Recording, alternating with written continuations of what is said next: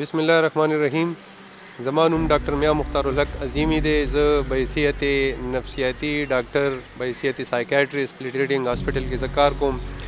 مونږه مناسب وګڼله چې دا داسې وخت دی چې ټول دنیا او ټول ممالک یو سخت وخت نه تیریږي او زمونږ ملک هم کې دا یو څیز یو وبا دا راغلی ده او د هغې په وجه باندې چې کوم یو نارمل ژوند دی نو هغه لږ ډسټرب شوی دی، بلکې کافي ډسټرب شوی دی.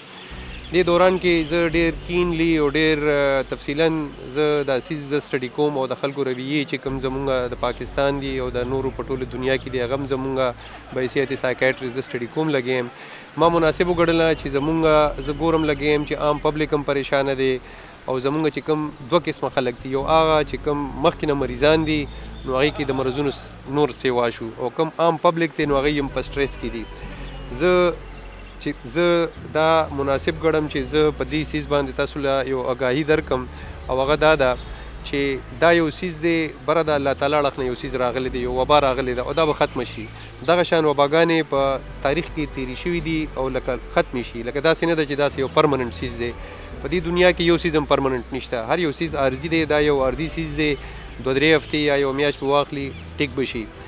بله خبره په دې کې دا زه یو بل څیز زما په سټډي کې دا راغلی دی او هغه دا راغلی دی چې په حکومت دا ووایي چې یاره لکه دا تاسو ماسک اچوئ، تاسو لاسونه بار بار وینځئ.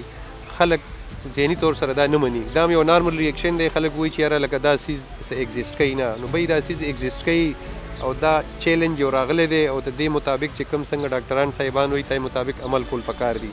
بل په دې کې مناسب دا ده چې کوم کسانو ته چې دی لکه دا سیمټمز ډیولپ شي، لکه ټوخی دی، یو اوچ ټوخی به وي ورسره او ورسره به چې کوم دی لکه تبه وي، نو که دغه قسمه عوارض چې دی پکې پیدا شو او دا اوچ ټوخی پیدا شو او ورسره تبه پیدا شوه او یا دی چېرته د کرونا د دې وبایي مرض چېرته مریض سره په کنټیکټ کې وي یا دی چېرته بهر ملک ته راغلي، نو دوی له پکار دي چې خپل ډاکټر چېرته نږدې هسپتال ته لاړ شي او ځان وښیي، تای مطابق څه ټیسټونه وکړي چې د هغې په وخت علاج شروع شي.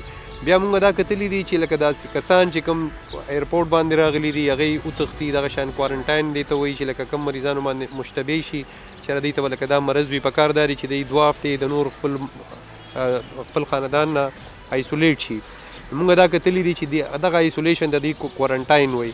کوارنټاین خلک وتښتي، نو چې وتښتي نو خو ځان ته نقصان ورکوي، ځان ته هم نقصان ورکوي، هغه جراثیم پکې نور دننه ورشي او نور خپل بچو ته هم ولګوي، څنګه چې د منګا مریض کړي وو. همدغه شان یو بل کنسپټ مونږ زه ګورم لګیم، زه سټډي کوم لګیم. زما په نظر کې دا خبره راغلی ده چې یاره عام پبلک دا وایي چې یاره دا حکومتي کسان دي، دی خلک بوځي بیا ولا زهر ستنو لګوي. د زهر ستن چې کوم دی څنګه لګولی شي؟ دا ډاکټران دي، د ډاکټرانو تربیت په دې باندې شوی دی چې یاره لږ خلکو له شفا ورکړي. نو دا غلط فهمیانې د خپل ذهنونه وباسئ او راځئ چې ټول په یو ځای شو او د دې څیز چې کوم دی د دې څیز سلوشن او د دې څیز مقابله وکړو. ښه خبره په دې کې دا ده چې سټرس احتیاط په خپل ځای، خو یره نه ده پکار. یره صرف د الله تعالی نه پکار ده او د الله تعالی نه سوال کول پکار دي. احتیاط صرف کوئ، احتیاط صرف دغه دی چې کوم مونږ یو بل سره ډسکس کړو چې لکه لاس ډېر زیات وینځئ، خلکو سره لاسونه یو بل سره مه میلاوئ، ماسک اچوئ چې کوم ځای کې سړی ټوخیږي او که فرض که په چا کې دا څیز وي، اوچ ټوخی وي او تبه وي پکې او داسې کنټیکټ وي مریض سره، نو هغه پکار دا دی چې لکه هغه ډاکټرانو صاحبانو له ورشي. بل دا څیز عرضي دی او ښه خبره په دې کې دا ده چې پاکستان کې دا شی کنټرول دی، ځکه چې ریسرچز دا ثابتوي لګیا دي چې لکه څنګه انډیمیک ملیریا والا چې کوم ځایونه دي نو کې دا څیز څه ډېر خطرناک تلا نړو. زمونږ د مرګ چې کوم په دې کې مورټیلیټي ریشو ده هغه 0.7 کمه ده. نو لکه مطلب دا دی چې د دې نه زیات مریضان چې کوم دی په اکسیډنټ کې مري، د دې نه زیات مریضان چې کوم دی د زړه په مرضونو کې مري.